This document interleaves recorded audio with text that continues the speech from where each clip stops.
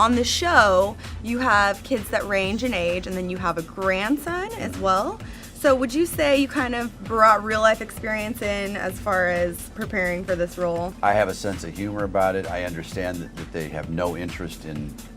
What's up? Hey, Mr. V, happy Valentine's Day. Yeah, it's cold, you're all wet. Yeah, it's freezing. For 9 straight seasons, Last Man Standing was exactly what millions of American families wanted on a Friday night. Funny, familiar, and comfortable. I just want to leap in your arms and close my eyes and pretend you're Ryan Gosling. I got you something better than a Gosling. It's a mountain bluebird. The kind of show you watched with your parents without anyone reaching for the remote. Everything looked perfectly fine from the outside.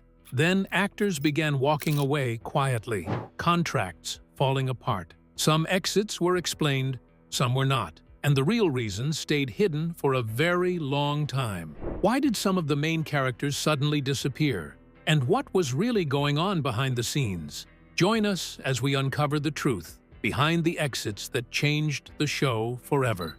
Tim Allen's risky comeback.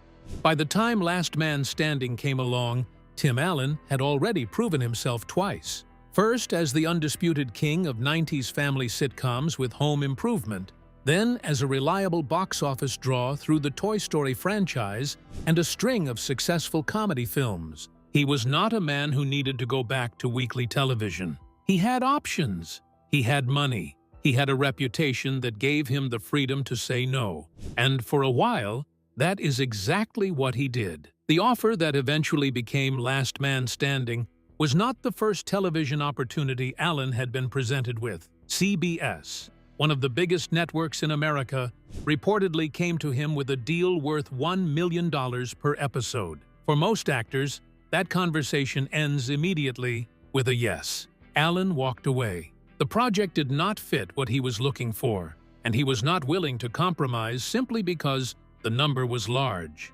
Last Man Standing itself was rejected by Allen not once, but 3 times before he finally agreed to come on board. The show's creators kept returning with adjustments, modifications, and reassurances, but Allen held firm until he got what he actually wanted: creative control, a genuine say in the direction of the character, the tone of the writing, and the values the show would represent. He also negotiated an executive producer role, which gave him influence that extended well beyond simply showing up and delivering lines. That they're not protecting a dictator who's systematically destroying America. Think about it more than this. We didn't think this much about having the kids. That decision turned out to matter enormously. The character Allen would play, Mike Baxter, was a confident, outspoken, traditionally minded man who was not afraid to push back against the world around him. It was a role that required a specific kind of conviction to pull off week after week without alienating half the audience. Allen brought that conviction because he had fought to own it. The character was not handed to him. He had shaped it. What Allen built into that foundation, the insistence on creative authenticity, the willingness to walk away from bigger money for the right fit, quietly set the tone for everything that followed. The show that eventually made it to air was as much his creation as anyone else's. It was also about to become one of the biggest surprises the network had seen in years. The network that finally said yes was taking a gamble that most industry insiders thought was unlikely to pay off. And what happened next caught almost everyone off guard. A BC's big gamble that paid off. When a BC decided to move forward with Last Man Standing, the people inside the network knew they were taking a risk. The Friday night time slot had a long and difficult history in American television. Shows placed there often struggled. The audience was out. Families were busy. Friday was where networks sometimes sent programs they did not fully believe in. A quiet slot where a quiet cancellation could follow without too much noise. Putting a brand new show there, one built around a politically outspoken lead character with strong traditional values, was not the safest decision anyone had ever made.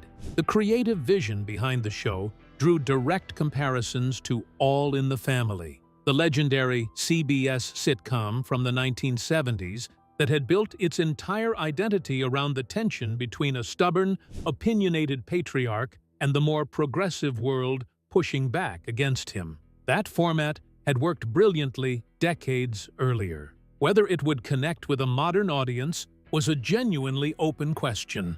American television had changed. The cultural conversation had shifted. A lead character who openly pushed conservative viewpoints was either going to resonate deeply or divide people immediately. What nobody fully anticipated was the size of the audience that had been quietly waiting for exactly that kind of show.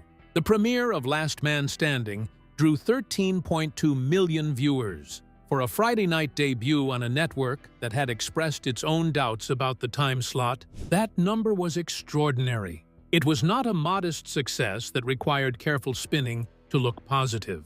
It was a clear, immediate signal that a very large group of American viewers felt seen by what they were watching and intended to keep watching. That loyalty held. For 6 full seasons, the show maintained strong enough ratings to keep ABC renewing it without serious hesitation.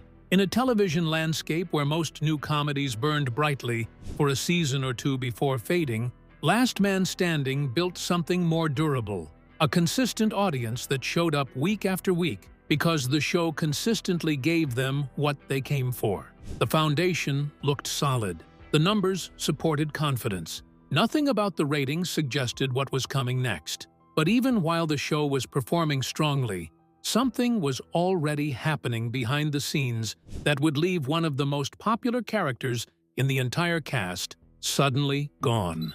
The first shock. Exit. Kristen recast. When Last Man Standing premiered, one of the characters audiences connected with most immediately was Kristen Baxter, the eldest daughter of Mike and Vanessa. Kristen was a young single mother, relatable and grounded, navigating the pressures of raising a child largely on her own while managing her complicated relationship with an opinionated father. Alexandra Krosny played the role in the first season with a warmth that felt genuine, and viewers responded to it. She was a believable presence in the family dynamic, and her chemistry with the rest of the cast came across naturally on screen.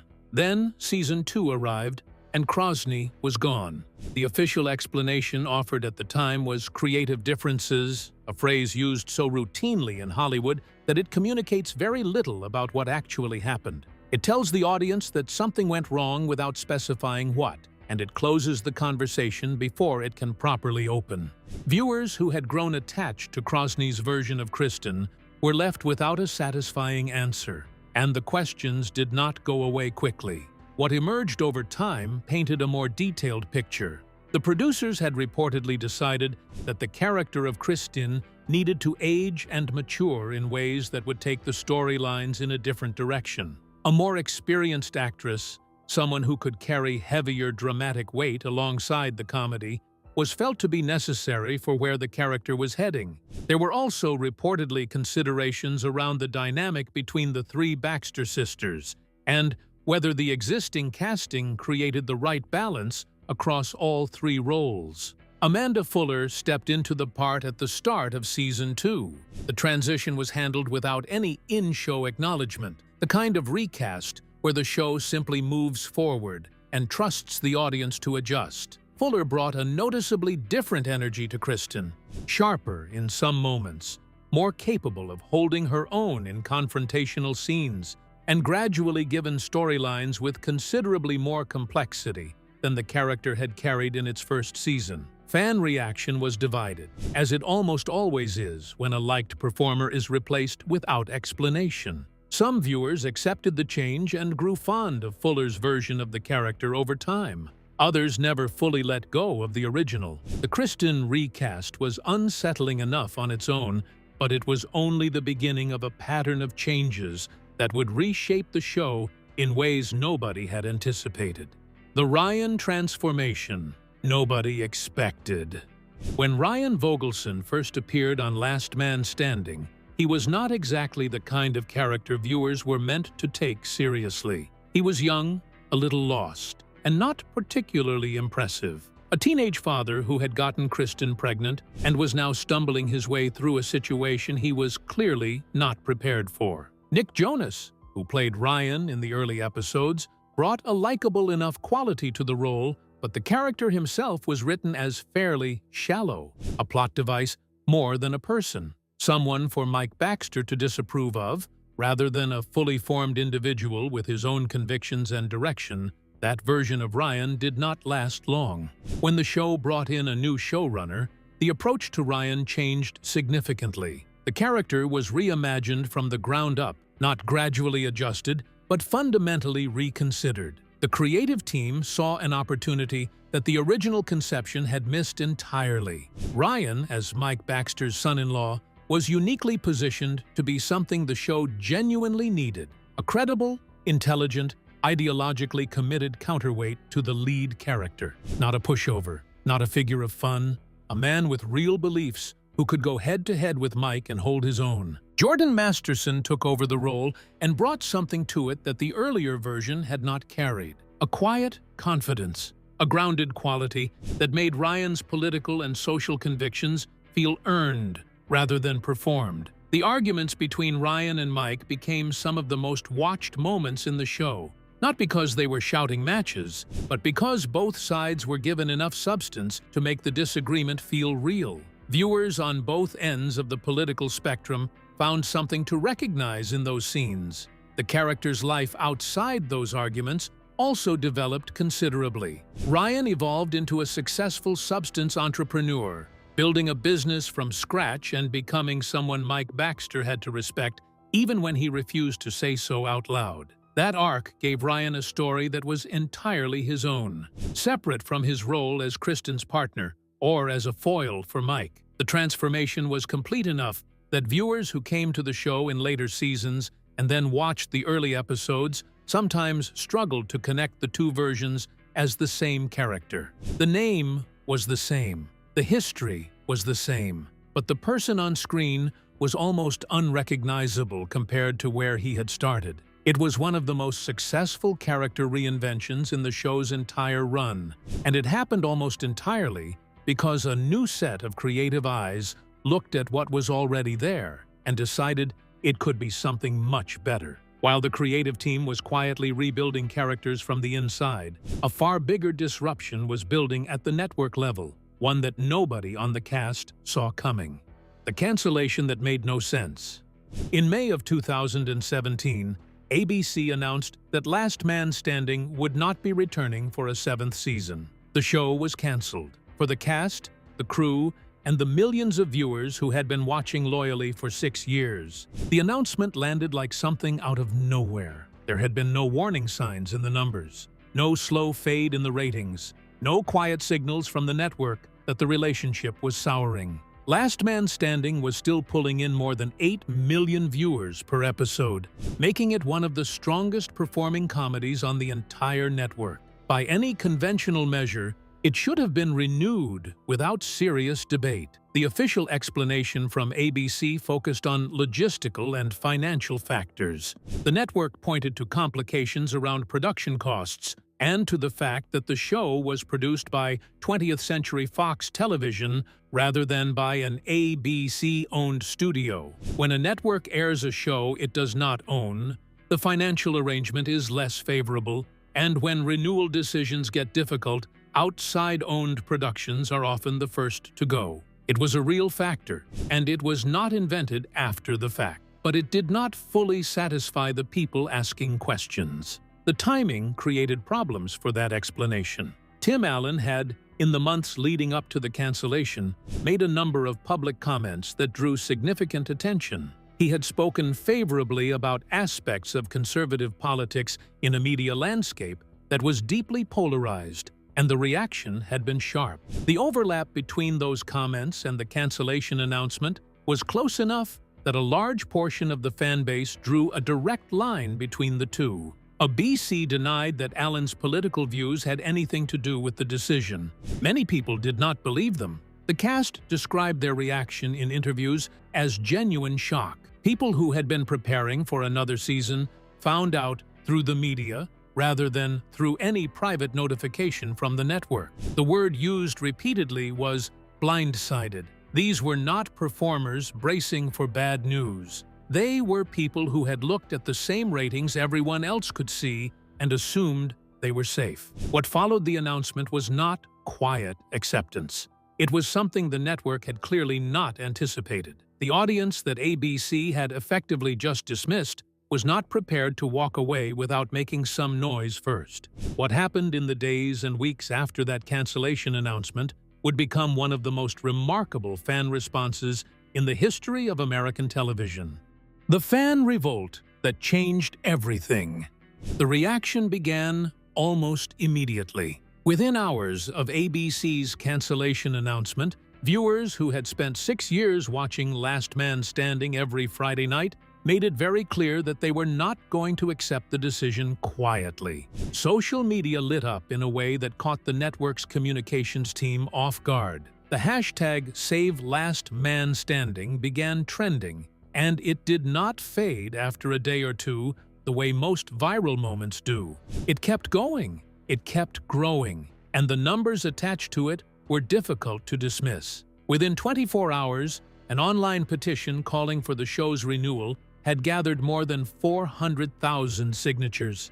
That figure continued climbing in the days that followed. Fan communities that had existed quietly for years suddenly became organizing platforms, with viewers coordinating campaigns, sharing contact information for network executives, and encouraging each other to make their voices heard through every available channel. The response moved beyond the internet quickly. Fans sent physical packages to ABC's offices, toy tools chosen deliberately as a reference to Tim Allen's earlier show, a pointed reminder of the loyal audience the network had built and was now walking away from. Billboards appeared in major American cities, funded by viewer donations, carrying straightforward messages asking the network to reconsider. It was the kind of organized, sustained, real-world campaigning that television shows rarely inspire, and the scale of it reflected just how deeply the show had connected with its audience. The political dimension of the cancellation gave the story a reach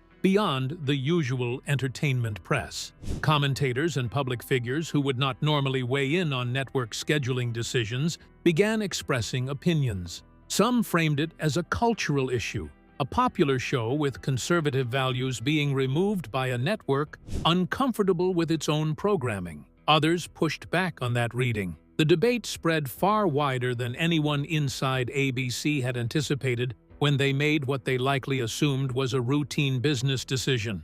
Behind the scenes, the noise was being heard. Production companies and rival networks began making inquiries about the show's future. The audience that ABC had let go was clearly still there, still engaged, and still willing to follow the show wherever it went. That made Last Man Standing a genuine commercial opportunity for anyone willing to pick it up. Fox, which already had a financial connection to the show through its production arm, began looking seriously at what a revival might require. The conversations were not simple. Restarting a canceled show after a gap involves contracts, availability, costs, and a dozen other complications that do not resolve themselves quickly. But Fox decided the audience was worth the effort, and what they agreed to spend to bring the show back revealed exactly how much that loyal fan base was considered to be worth.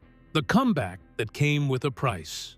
When Fox officially announced that Last Man Standing was coming back, the reaction from the fan base was immediate and loud. The people who had signed petitions sent toy tools to network offices and kept the hashtag alive for months felt genuinely vindicated. They had pushed back against a decision made by one of the biggest networks in American television, and somehow, against most expectations, it had worked. The show was returning. The question now was what that return was actually going to cost, and whether the version that came back would feel like the same show that had been taken away. The financial commitment Fox made to revive Last Man Standing was significant by any measure. Reports placed the investment at around $50 million to restart the production, a number that reflected not just the cost of making television, but the cost of reassembling a show that had been shut down, releasing people from other commitments, renegotiating contracts, and rebuilding infrastructure that had been dismantled after the cancellation. None of that happens cheaply, and none of it happens quickly. The timeline between Fox confirming the revival and the show actually returning to air was extraordinarily compressed, just a matter of months to do work that normally takes considerably longer. The per-episode production cost had also risen. Reports indicated that each episode of the revived show was running at approximately $1.1 million, a notable increase from earlier seasons. Tim Allen's own compensation had reportedly increased as well, reflecting both his continued value to the production and the leverage that came with being the reason $50 million had just been committed to bringing a show back from cancellation. He was not simply the lead actor anymore, if he had ever been simply that. He was the reason the show existed in the form it did, and the financial arrangements reflected that reality. The ratings when the show returned gave Fox reason to feel the investment had been justified. Viewers came back in large numbers, demonstrating that the loyalty shown during the cancellation campaign had not been empty noise. These were real people who genuinely wanted to watch, and they showed up when the opportunity was given back to them. For a network that had taken a calculated risk on a significant sum of money, the early numbers were reassuring. But even as the revival was settling into its new home and finding its footing, a complication was quietly developing that no amount of money could fully solve. The gap between the cancellation and the return had given the cast time to move on. Some had taken other projects. Some had built new commitments. And reassembling the exact group of people who had made the original run work was proving to be more complicated than simply making the calls and expecting everyone to be available. The show was back. The audience was back. But the cast that returned to the screen was not entirely the same one that had been canceled, and the differences were about to become very visible. The most publicly discussed of those cast changes centered on one character whose replacement sparked a fan reaction that rivaled even the outcry over the original cancellation: the Mandy controversy and cast shakeups. Of all the complications that came with reviving Last Man Standing, the one that generated the most visible and sustained reaction from the fan base involved the middle Baxter daughter, Mandy. During the original 6 seasons on ABC, Mandy had been played by Molly Ephraim, and the character had become one of the most genuinely loved parts of the show. Ephraim brought a specific comic energy to Mandy that was difficult to define but immediately recognizable. Sharp without being cruel, funny without being cartoonish. She had built a version of the character that felt completely her own, and viewers had formed a real attachment to it over 6 years of weekly episodes. When the cancellation happened, Ephraim had done what any working actor in that situation would do. She moved forward. She took on other projects, built other commitments, and began establishing herself in work that was not dependent on a show that no longer existed. By the time Fox confirmed the revival, her availability had changed. The window that had existed before the gap was gone. Bringing her back was not a matter of making a phone call and confirming a start date. It would have required renegotiating around commitments she had already made, and ultimately, that proved too complicated to resolve in the timeline the production was working within. Molly McCook was cast as the new Mandy, and the fan reaction was swift and pointed. Social media produced the phrase, "Not my Mandy," within days of the announcement, and it spread quickly through the communities that had been most vocal during the Save Last Man Standing campaign. These were viewers who had fought to get the show back, and now felt that something central to what they had been fighting for was missing from the version they had been given. The frustration was real, and it was loud. McCook's approach to the situation showed a clear-eyed understanding of what she was walking into. She made no attempt to replicate Ephraim's version of the character. She did not study the earlier performance and try to reproduce its rhythms or its specific comic timing. Instead, she built something distinct, giving Mandy a stronger focus on her fashion design ambitions and developing emotional arcs that added genuine depth to a character that had sometimes been used primarily for laughs. The reinvention was deliberate and considered. Fan acceptance came, but it came slowly and it came unevenly. There were viewers who genuinely warmed to McCook's version over time and found things to appreciate in what she brought to the role. There were others who never fully adjusted, for whom the replacement remained a visible reminder of what the revival had cost, alongside what it had recovered. The Mandy situation was the most prominent of the cast changes, but it was not the only one. The revival was operating in a landscape shaped by the gap, and the gap had changed things that could not simply be reversed by signing a contract and restarting production. Even as the show navigated those changes, its biggest creative asset was quietly being pulled in a different direction by a career that was growing faster than anyone had anticipated. The final seasons, success, sacrifices, and what could have been. Caitlin Dever had been part of Last Man Standing from the very beginning. Her character, Eve Baxter, had grown from a supporting presence into one of the show's most consistently compelling figures. Dever herself had grown alongside her, developing into an actress whose outside work was attracting serious attention from major directors and producers. By the time the Fox revival was running, she was no longer simply a cast member on a Friday night sitcom. She was a rising name with opportunities pulling her in multiple directions at once. Something had to give.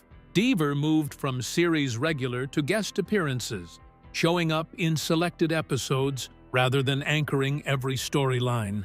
The writers built an Air Force Academy arc around Eve's absences, a logical fit for the character that allowed her to return when Dever was available without requiring awkward explanations. Despite everything, the numbers held. Last Man Standing kept drawing around 8.3 million viewers per episode, keeping it firmly among the strongest performing comedies on network television. The core audience had stayed loyal through recasts, network changes, and cast reductions that would have destroyed a less connected show. Plans for a 10th season existed.